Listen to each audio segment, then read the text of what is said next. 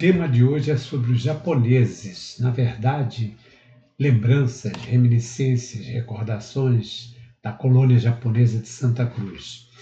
Essa colônia começou a ser formada em setembro de 1938. Mas antes disso, eu gostaria de chamar a atenção sobre o processo da imigração no Brasil.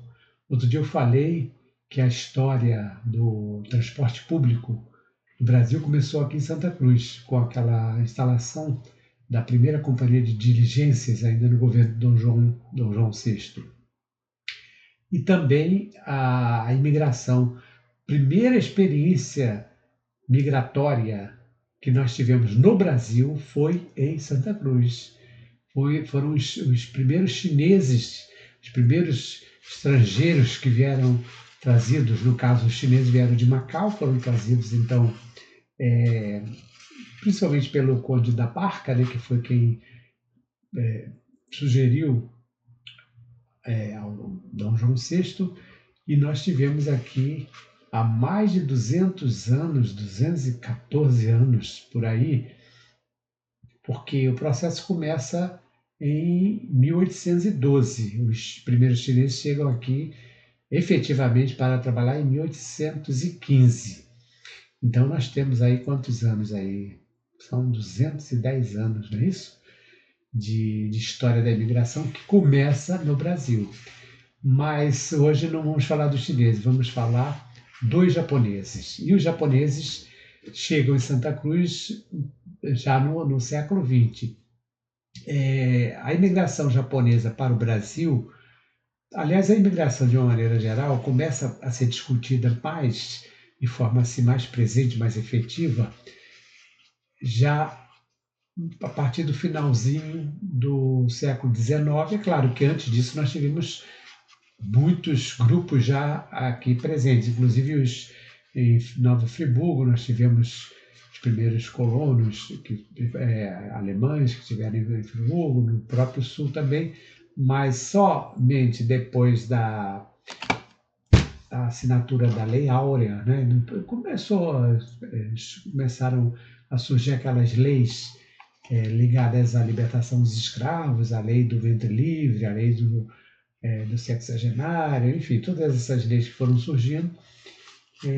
Alguns fazendeiros, principalmente fazendeiros da província de São Paulo, já começam a pensar em ter uma mão de obra remunerada, né? Não seria uma mão de obra assalariada, porque naquela época ainda não existia esse processo, mas seria uma mão de obra remunerada. Perdoe aqui que já começa aquela vontade de beber uma aguinha aqui. Ontem caiu a água, fez aquela vergonha. Mas então, essa mão de obra remunerada, ela começa na província de São Paulo. Quem assistiu aquele filme da Tezuka Yamazaki, Gaijin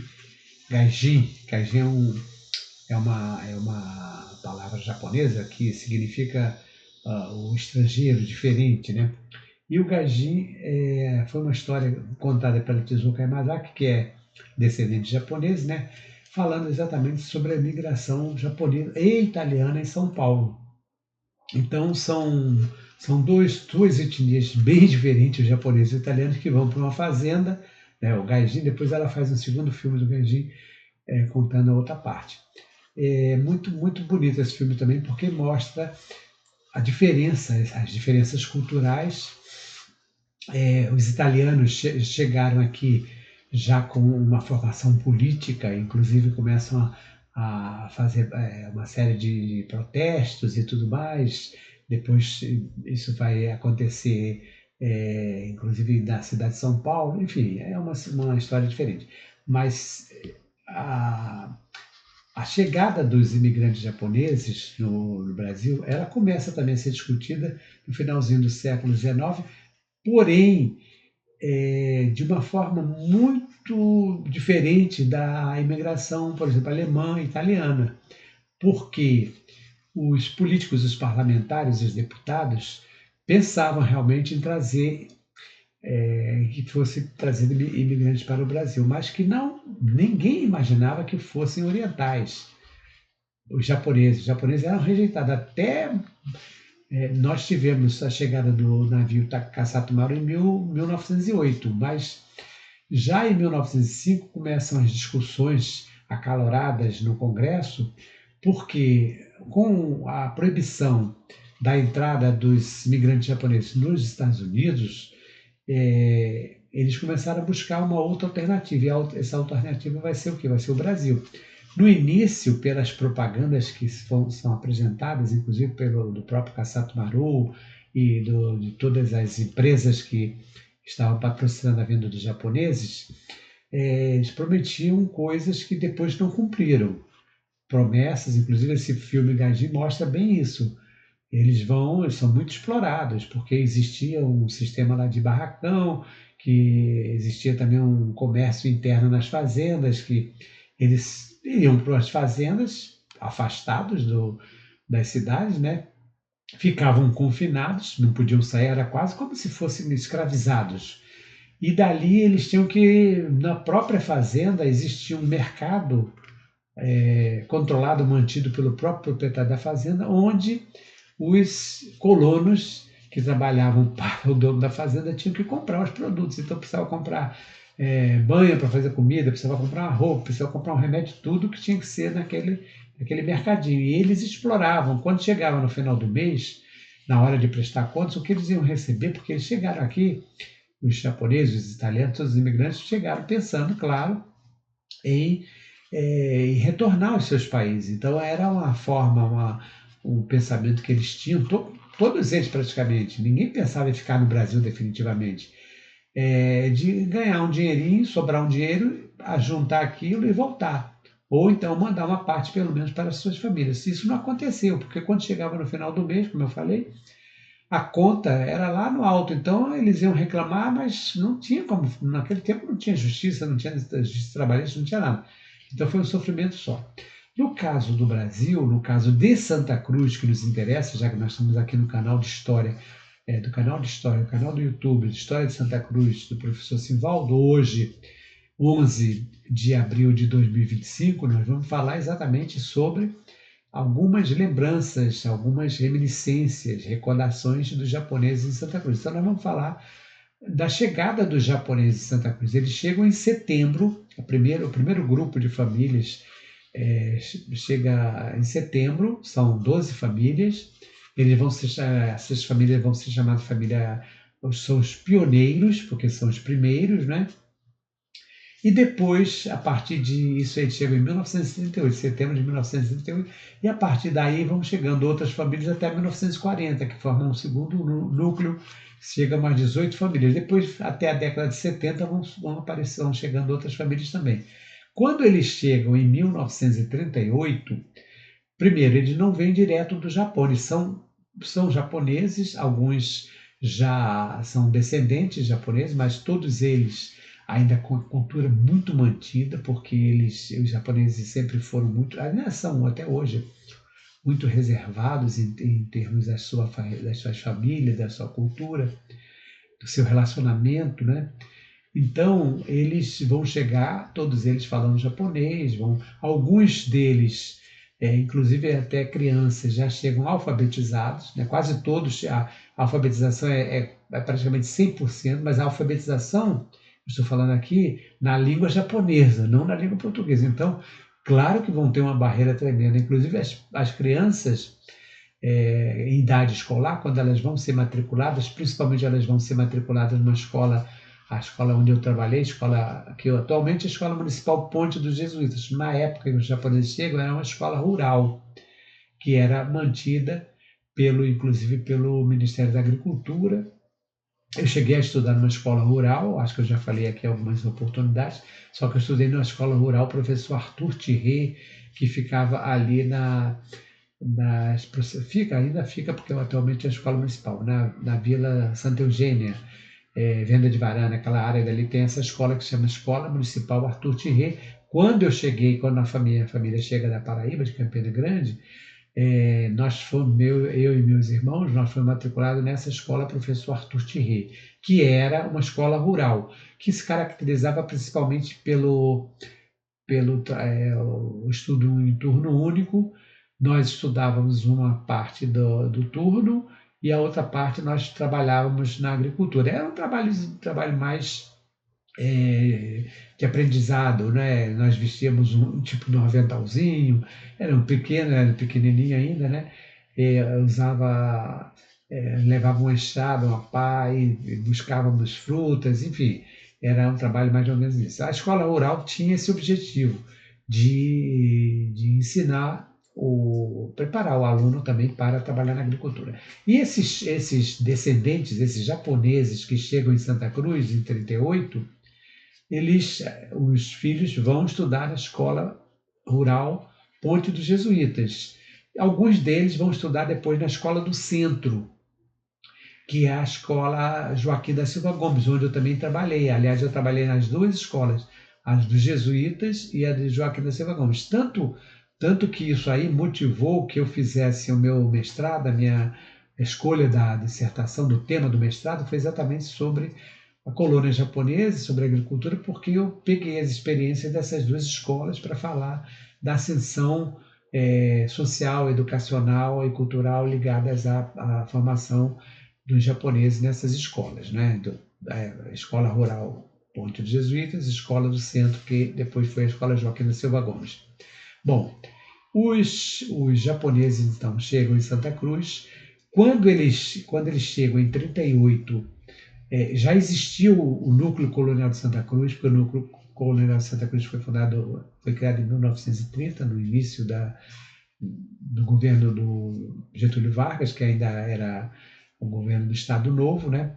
O ministro Fernando Costa, que vai ser o ministro da Agricultura, vai ficar durante um longo tempo e vai fazer um excelente trabalho. Inclusive, quando eu fiz o meu estudo de mestrado, eu entrevistei vários descendentes japoneses e todos eles falavam muito bem do ministro Fernando Costa. Disse que fez um trabalho muito bom em relação à agricultura. Bom, os japoneses, então, vão se estabelecer. No momento, não tem ainda as casas serão construídas só no ano seguinte, a partir de 1930. Eles chegam em 38, em 39, não são construídas rapidamente, embora o ministro tenha pedido prioridade. Ele tinha muito poder, porque o presidente Vargas sabia que ele estava fazendo um trabalho muito bom, então liberava a verba e tudo mais. Bom, eles vão morar onde? Eles vão morar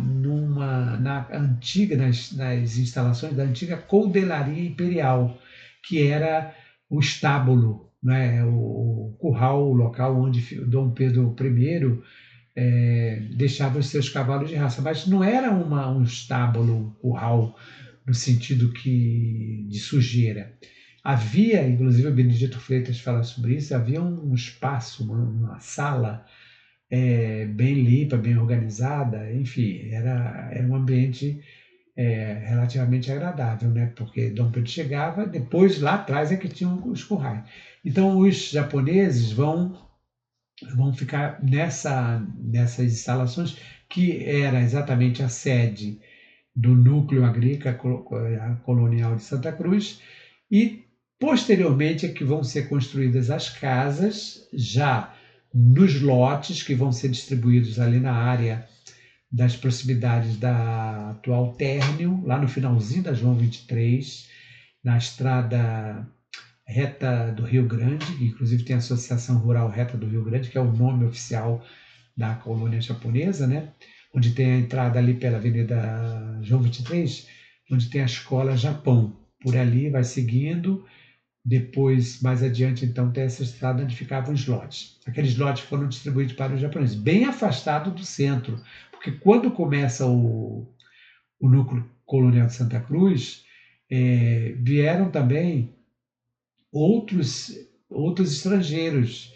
Vieram espanhóis, vieram austríacos, alemães, portugueses, que ficaram distribuídos ali na antiga estrada Reta Moldoá, Avenida Padre Guilherme de Caminada. Inclusive, quem conhece aquelas regiões ali, por exemplo, lote 14, lote 12, todas aquelas áreas ali eram divididas em lotes. Hoje em dia nós só falamos assim, lote 2 e lote 14, que foram os dois lotes que ficaram com os nomes preservados. Mas havia também lote 1, 2, 3, eram todos ali distribuídos em lotes. E esses lotes, que eram, digamos assim, mais próximos do centro, ali é mais próximo do centro de Santa Cruz, né? Eles foram distribuídos para esses grupos, né? Os austríacos, os alemães. Os austríacos, por exemplo, ficavam naquele último lote, bem próximo da Avenida Brasil. Eu, inclusive, cheguei a ter contato com a família Holzer, era alemã, eram alemães, né? Holzer, que moravam ali, tinha um lote deles ali. Depois, todos eles foram se desfazendo e somente os japoneses que mantiveram, preservaram, né? E até hoje ainda tem a colônia japonesa, só que não está tão atuante como naquela época, né? Então a nossa apresentação de hoje vai ser exatamente sobre a colônia japonesa. É uma apresentação rápida, espero, né? Porque não vamos assim desenvolver tanto assunto, tendo em vista que teria que demorar muito, porque eles estiveram aqui de 38 até hoje ainda estão em atividade, né?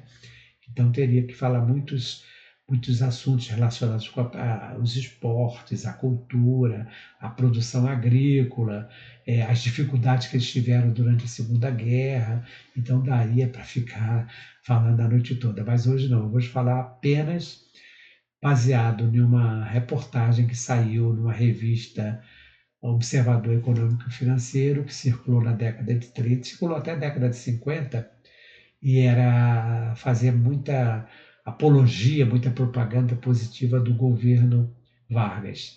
Então, hoje eu estarei falando sobre a colônia japonesa de Santa Cruz, lembranças da colônia japonesa de Santa Cruz. Claro que numa outra oportunidade eu até posso desenvolver temas específicos, por exemplo, a parte dos esportes, né, dos japoneses. Os japoneses tiveram campeonatos de basquete, nós tivemos inclusive alguns judocas que foram campeões sul-americanos. Depois também o futebol de salão, porque os japoneses sempre praticaram muito esporte, futebol de salão também. E ultimamente eles estavam praticando, ainda tem lá o gateball, que o gateball é um tipo de jogo que eles fazem como se fosse um cricket americano, mas é um pouquinho diferente. Inclusive é um esporte que é uma bolinha, tem um gate, é um portãozinho, né? Que eles batem com a bola, a bolinha acho que de massa de madeira, né? E vão fazendo os pontos. Eu já tive a oportunidade de ver esse jogo. E é interessante porque é um jogo que pode ser praticado por qualquer faixa etária. E os japoneses, lá, aqui no caso da colônia de Santa Cruz e outras também, eles são longevos, eles chegam até 80, 90 anos e tem, às vezes, eu já cheguei lá a ver alguns deles com mais de 80 anos jogando. E eles chegaram a ser campeões sul-americanos também, de gateball. Então, hoje eu estarei falando sobre essas reminiscências, lembranças, né, dos japoneses, mais especificamente, como eu já mencionei, baseado na essas fotos da revista do Observador Econômico e Financeiro. Então, como faço sempre no canal do YouTube de História do Professor Sivaldo, apresentando as imagens e fazendo aqueles comentários pertinentes.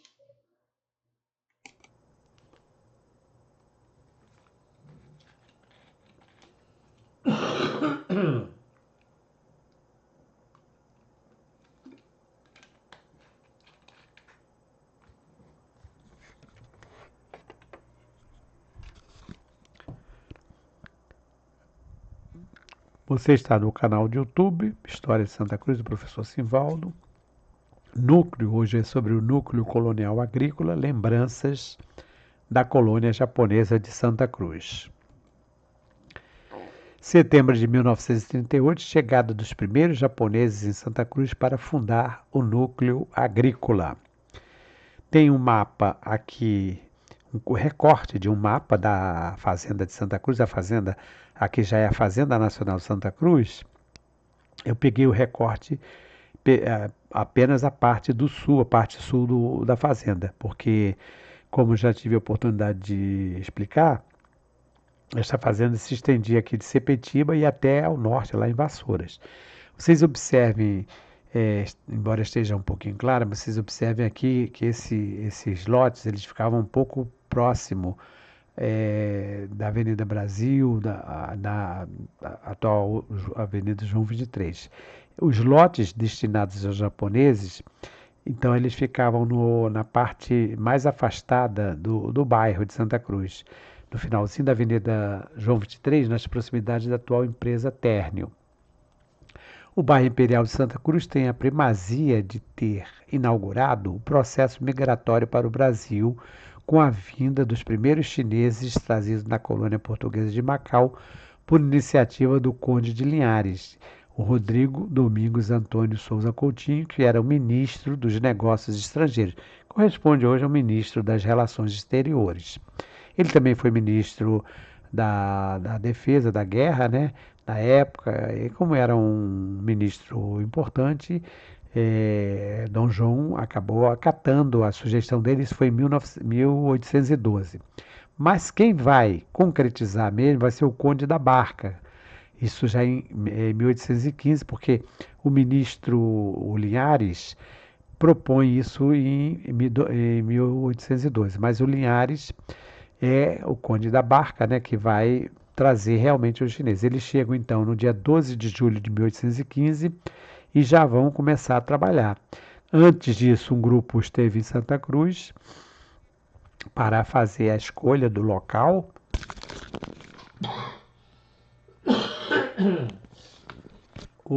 Inicialmente eles estavam pensando em usar aquela estrada do Morro do Ar, mas acabaram indo ele para aquela área ali onde hoje nós conhecemos como Morro do Chá, nas proximidades ali do Campo Guanabara, aquela área toda ali. Então, é provável que tenha vindo outros. Do início fala-se em 40, 45, mas pelo que o Benedito Freitas aponta, parece que deve ter chegado bem mais de 100. E nós estaremos então agora em julho, dia 12 de julho, completando 210 anos da imigração. E essa história da imigração, a história da imigração no Brasil, então, começa em Santa Cruz. Há 210 anos atrás, nós tivemos o primeiro grupo de chineses sendo imigrado. Agora, quanto ao assunto de hoje, é sobre os japoneses. Os japoneses chegam em setembro de 38. Eles não vêm direto do Japão, eles vêm da cidade de Mogi, das cidades de Mogi das Cruzes e Cotia. Cotia, inclusive, era onde tinha a Cooperativa Agrícola de Cotia, que vai ser implantada em Santa Cruz, vai ser uma filial.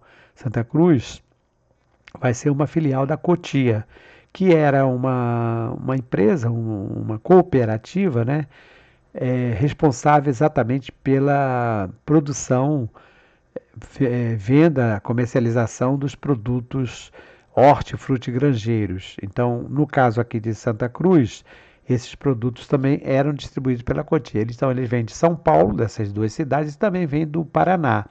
Quer dizer, as famílias são distribuídas dessas regiões, né? E foram fundadores do Núcleo Colonial de Santa Cruz, esse grupo que chega em 38. Para que vocês possam ter uma ideia, esse aqui é um mapa do Google Earth mostrando para vocês a posição mais ou menos dos lotes, né? Eu coloquei aqui plantação de legumes e hortaliças.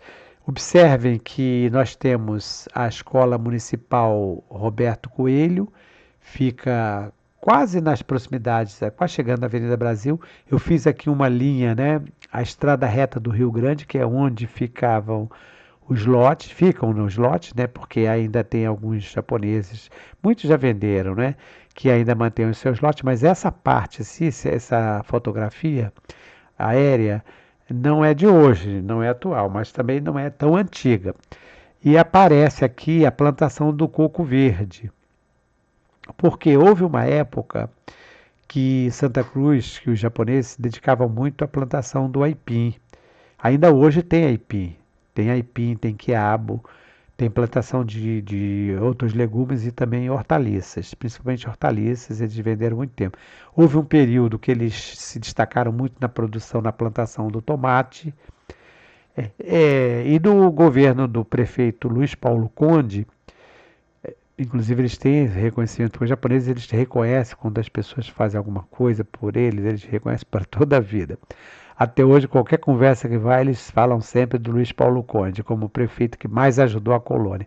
Porque o Luiz Paulo Conde, é, por intermédio de algum intercâmbio, ele fez a doação de milhares de mudas de coco verde, coco anão.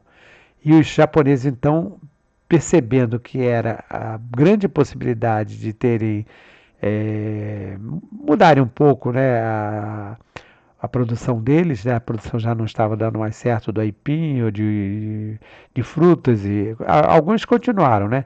Então eles passaram a plantar o coco verde anão que dava, passou a dar o coco rapidamente. E fundaram inclusive uma associação, a Associação dos Produtores do Coco, que era uma associação integrando tanto o grupo de Santa Cruz, como também plantadores de coco lá na Seropédica e Itaguaí. Eles chegaram a fundar essa associação. Então vocês observem o seguinte: aqui do nosso lado direito tem plantação de frutas, goiabas, caquis, outras frutas também, mas principalmente goiabas e caquis. Eu cheguei a conhecer a plantação de caquis do Togashi, que foi o Togashi era um judoca também, ele chega com a família dele, a família Togashi, Passanal Togashi, e eles vão plantar os caquis e as goiabas também. E quanto aos legumes e hortaliças, eles plantaram diversas hortaliças, diversos legumes. Principalmente houve uma época que eles se destacaram mais no quiabo e tudo mais. Aqui em cima eu escrevi, né, onde tem esse telhado, aqui esse telhado maior, se destaca no meio da plantação, é o Caican. O Caican é o nome que eles dão à sede, uma sede social, esportiva e cultural da colônia japonesa de Santa Cruz. Essa sede, esse clube, vocês observam que essas duas partes avermelhadas são quadras. Eles tinham quadras de basquete, quadra de futebol. E tem uma parte branca, que é exatamente a sede do Caican, onde ele se reúne, tem uma cozinha, tem um salão de reuniões. E na parte mais clara, do lado dessa parte branca, é onde tem o campo do gateball, a pistazinha de gateball que eles fazem um jogo de gateball. Então aqui nós temos a direção da estrada reta do Rio Grande, vindo para baixo, da nossa esquerda, vai sair na Avenida Brasil. E seguindo em frente, já vai sair um pouquinho mais adiante ali, já vai sair na Rio Santos. Um ano passado, fazendo uma das caminhadas, eu resolvi passar por aqui. Aí fui até lá no final da Rio Santos, depois pegar Rio Santos, vai sair lá na Avenida Brasil. É um caminhozinho longo, né? Então isso é que vocês terem uma ideia de qual a área que eles ocuparam. Bom, no caso, quando eu falo das escolas, eles saíam, no caso aqui na direção da Rio Santos, para pegar a Escola Ponte dos Jesuítas. E no caso da escola Japão, que depois foi uma escola que eles passaram a estudar, eles vinham para cá no sentido da Avenida Brasil. Aqui já é um texto que eu tirei da revista Observador Econômico e Financeiro, edição de outubro de 1938. Eles chegam em setembro, já em outubro já tem essa matéria, né? Colonos japoneses. Com o objetivo de intensificar a horticultura na colônia de Santa Cruz, o ministro Fernando Costa localizou ali 15 famílias japonesas, filiadas à Cooperativa Agrícola de Cotia, em São Paulo. Em começo de julho do corrente ano, iniciaram-se os trabalhos dos colonos japoneses na seção F. Os algarismos abaixo mostram que os mesmos já conseguiram em 3 meses. Foram plantados 72 mil pés de tomateiros e 150 mil em sementeiras. 30 mil pés de repolho, 121 mil pés de milho, uma soma total de 468 mil pés de várias espécies, estando também plantados 3 hectares de arroz. Aqui tem a foto do Fernando Costa, esse mais alto, e o Getúlio Vargas aqui de chapéu. E uma nota do Jornal do Brasil, do Correio da Manhã, 19 de janeiro de 1938.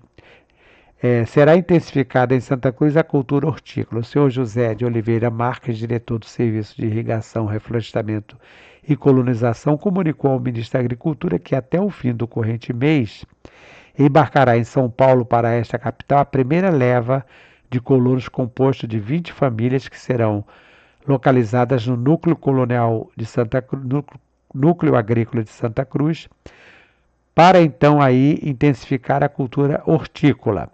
O ministro Fernando Costa visa com essa medida o barateamento de preço das verduras no Distrito Federal. Eles falavam alguns termos, um termo usado bastante na era, que seria o celeiro do Distrito Federal. Né? Santa Cruz seria o celeiro do Distrito Federal. E o Fernando Costa, que tem um resumo da biografia dele, né? Ele vai ser ministro de 1937 até 1941, quer dizer, um período bastante longo.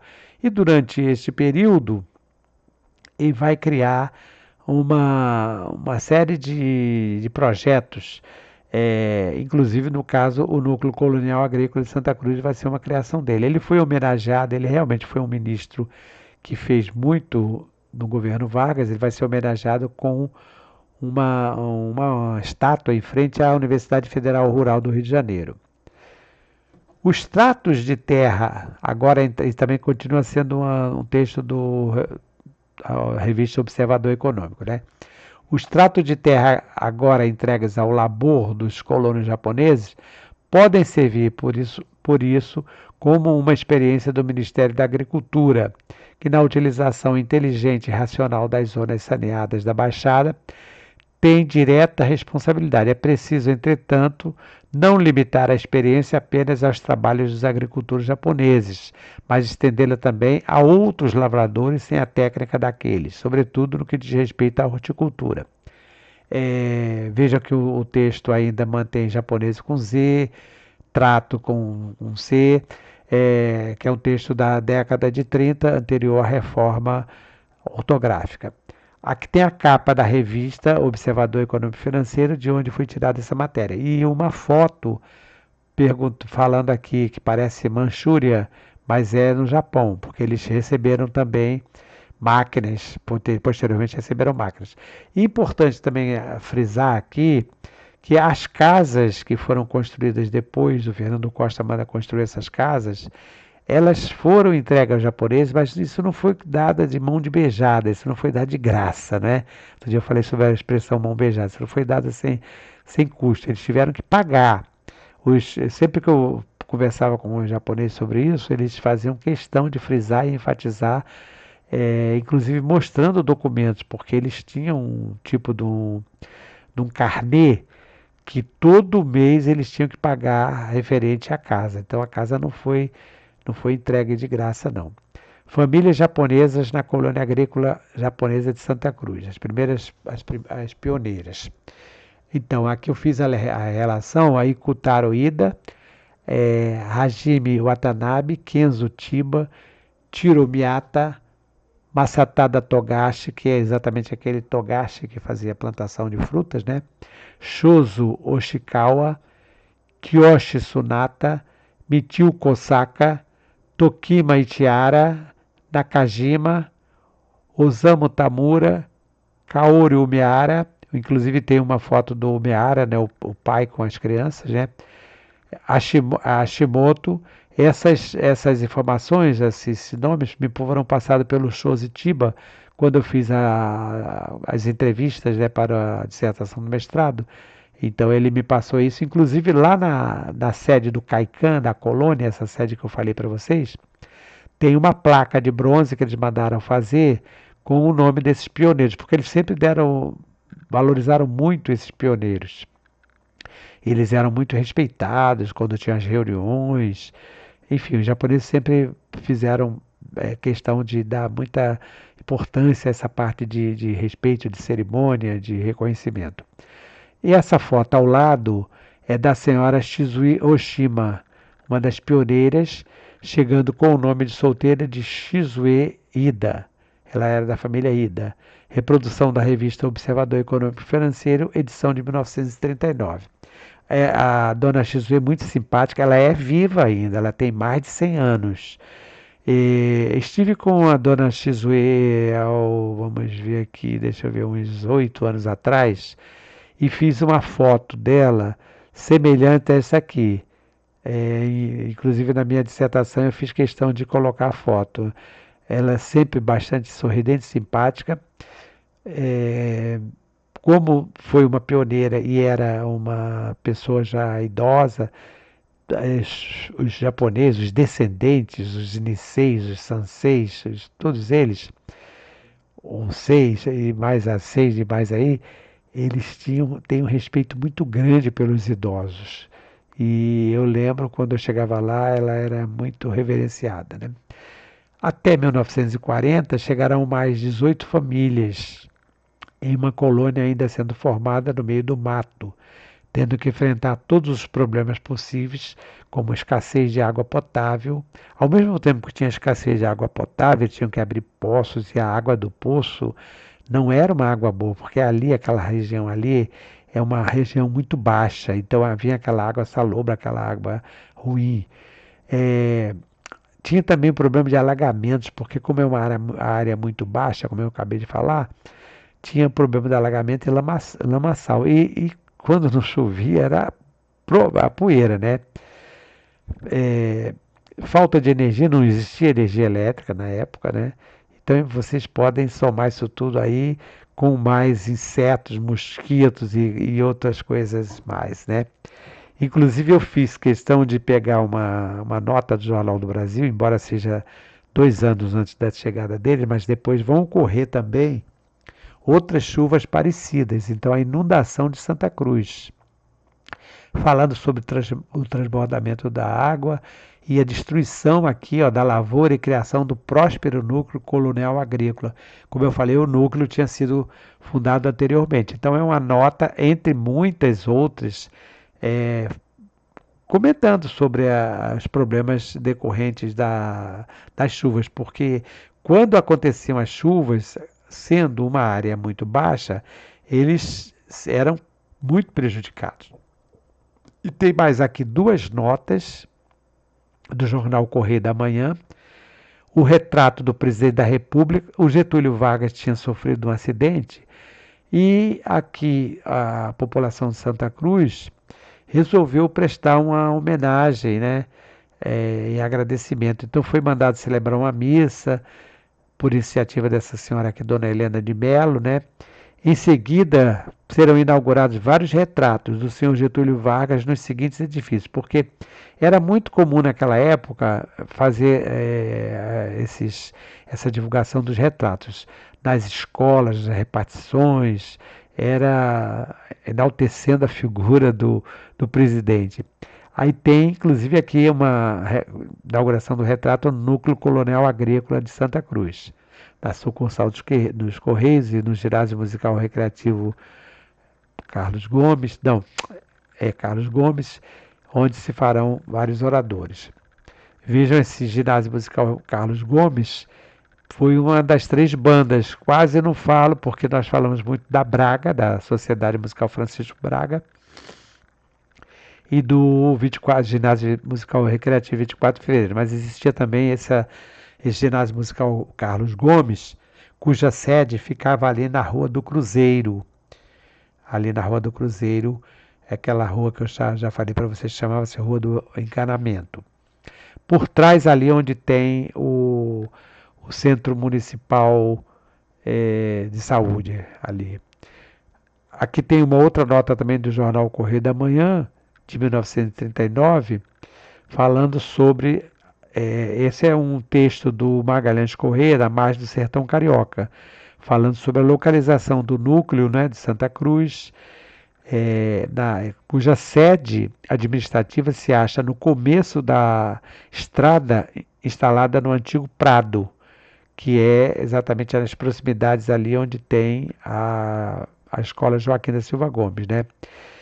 Depois, o Horto Florestal, que ali também existia um horto florestal. Inclusive, aqueles pés de eucalipto que tem ali, que os meus alunos falavam caliptal, que era um eucaliptal, ele estava relacionado com esse horto florestal.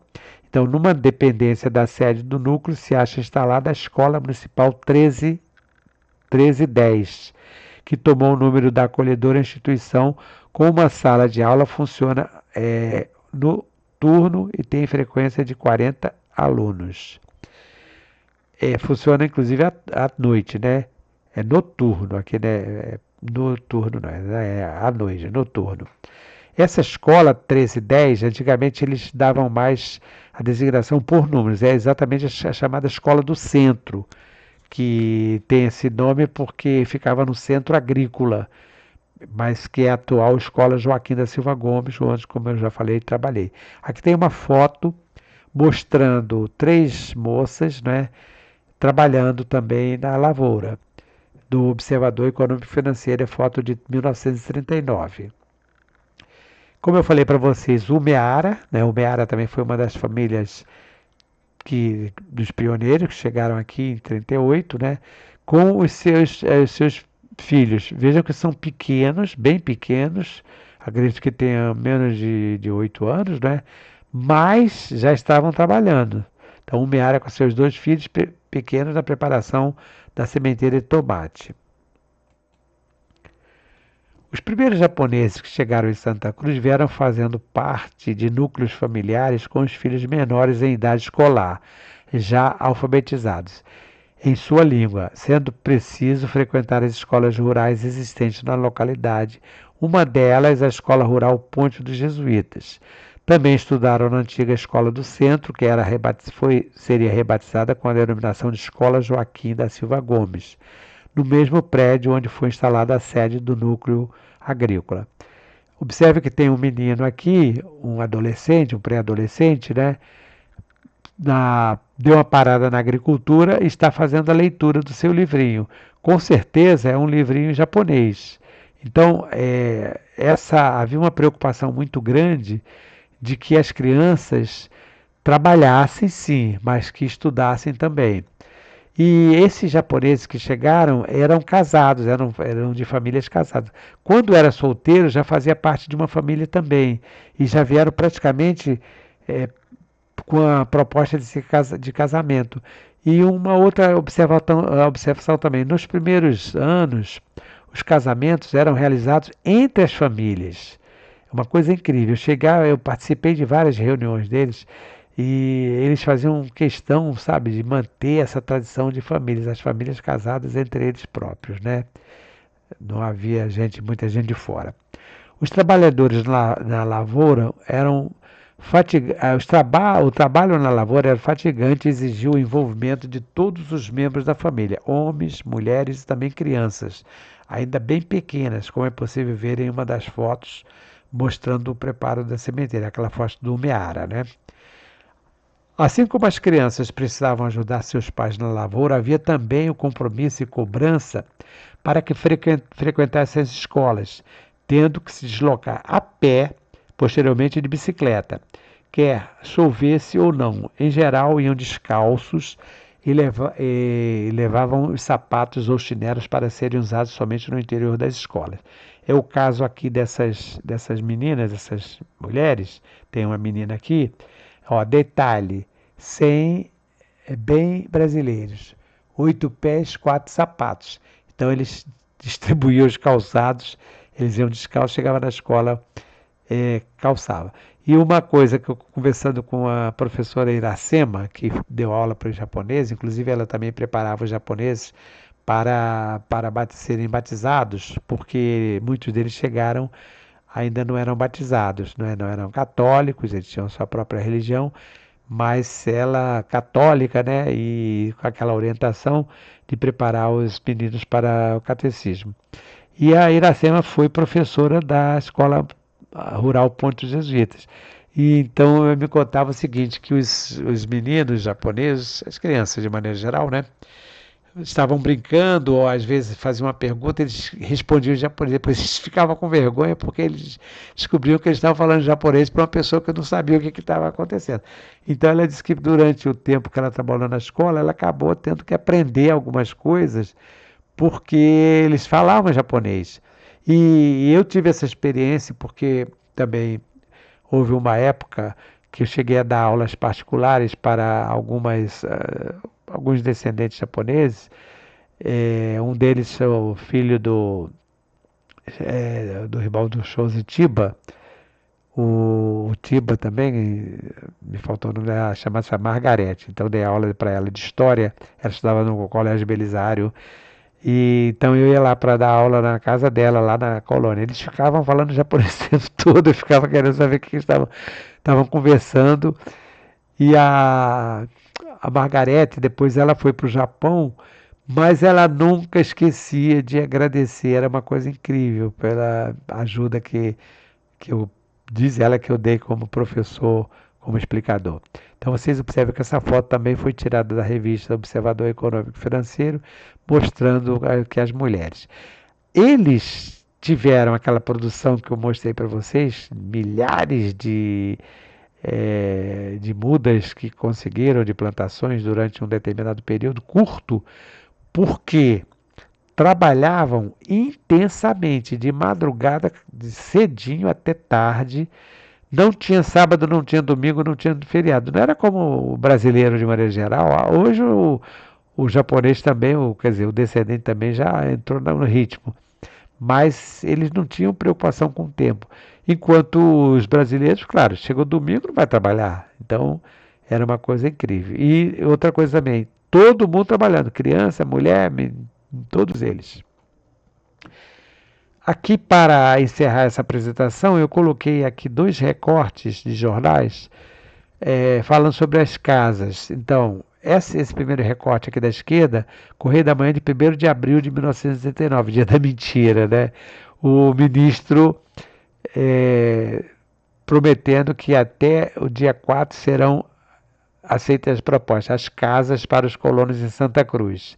O ministro da Fazenda mandou então construir 15 casas que foram distribuídas. Como eu já mencionei anteriormente, essas casas elas foram pagas religiosamente pelos japoneses, porque os japoneses também, pelo menos os que eu entrevistei, eles eram muito ciosos, muito responsáveis pelos seus compromissos.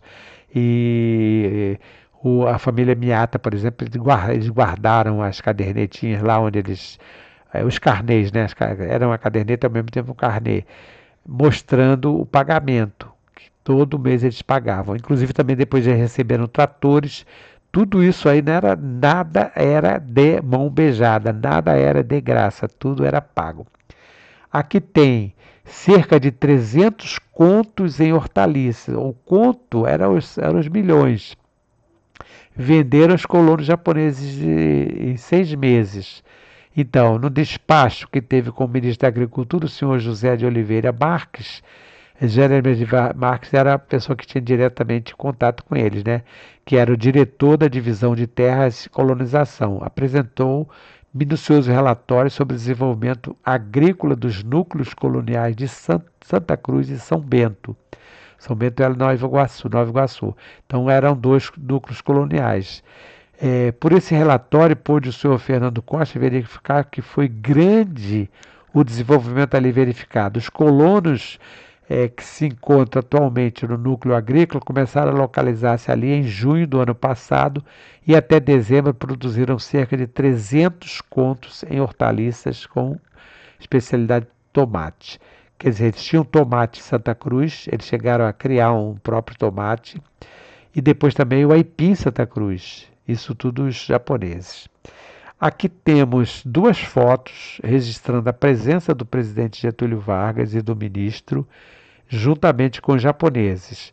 A foto de cima, inclusive o Getúlio Vargas na legenda, aqui não coloquei a legenda, mas ele oferece um charuto para esse japonês aqui. O japonês fica muito satisfeito. Atrás de paletó branco, esse mais alto aqui, era o Fernando Costa, que os japoneses sempre admiraram muito, elogiaram. E aqui embaixo o Fernando Costa, o Getúlio Vargas do lado esquerdo, o Fernando Costa à direita, todos sorridentes na colônia. Lembrando que os japoneses chegaram em Santa Cruz já um ano antes de começar a Segunda Guerra Mundial, que em 1939 a Segunda Guerra Mundial, eclode a Segunda Guerra Mundial na Europa. O Brasil ainda não entra na guerra direto, como vocês sabem, né? Vai entrar só em 42. O Brasil vai, o Getúlio, por os navios terem sido bombardeados, os navios mercantes, o Brasil vai ter que declarar guerra, não tinha outra alternativa. E tanto os italianos como os japoneses, que eram os alemães, claro, também, né? Porque nós tivemos alemães no sul, italianos em São Paulo no sul também, japoneses também em São Paulo, no Paraná, passaram por problemas, momentos dificílimos. Eu conversando com alguns desses descendentes, claro que da época eles eram crianças, porque eu entrevistei, eles já eram idosos, né, como por exemplo a Karenina era uma professora, ela já estava na época, já estava com mais de 70 anos, já é falecida. E então me contava, inclusive também porque muitos ouviam dos pais, né, me contavam que sofreram muito agressões, perseguições, bullying, porque eles saíam, as meninas saíam para vender os produtos, principalmente tomates, saíam com as cestas para vender esses produtos para os moradores de Santa Cruz. E durante o percurso, disse que ouvia muito o pessoal chamar de quinta coluna, que era uma forma de dizer que eles eram traidores. Enfim, outro depoimento que ela deu também é o seguinte, que esses japoneses na Segunda Guerra Mundial, eles vieram do Japão, obviamente trouxeram suas fotografias, suas roupas típicas, quer dizer, suas roupas comuns lá no Japão, aqui para aqui era uma coisa, passava a ser vamos dizer assim, uma indumentária diferenciada, né? Os passaportes, os seus livros, as suas revistas, enfim. E eles precisavam esconder, porque algumas vezes a polícia chegava, polícia não, o pessoal queriam fazer perseguição a eles, né? E saíam buscando os objetos, queimando. Então, eles já sabendo disso, eles faziam um buraco, fizeram um buraco, né, num local afastado da casa. Ali eles escondiam esses documentos. Então, muitos documentos, muitos objetos foram preservados para evitar a destruição. Outro depoimento também, depois que o Brasil entra mesmo na guerra, que a situação começa a ficar difícil, eles não podiam sair da colônia sem que tivessem em posse um salvo-conduto. Era preciso pegar esse salvo-conduto com o superintendente, o responsável pela colônia, dizendo que ele podia deslocar. E mesmo assim sofrer perseguições. Então esse salvo-conduto era quase como se fosse um passaporte. Eles não podiam sair. Era uma coisa complicada, né? Então hoje, nessa sexta-feira, encerrando a semana, dia 11 de abril de 2025, eu falei um pouquinho sobre as lembranças, algumas poucas lembranças, reminiscências, recordações da colônia japonesa de Santa Cruz. Como eu falei para vocês, teria que perder bastante tempo, usar mais tempo para falar de outros assuntos que nós apenas parcialmente aqui comentamos. Um abraço a todos, um bom final de semana, um excelente final de semana e até uma próxima oportunidade. Aqui é o canal do YouTube, História de Santa Cruz, hoje falando sobre as lembranças da colônia japonesa de Santa Cruz.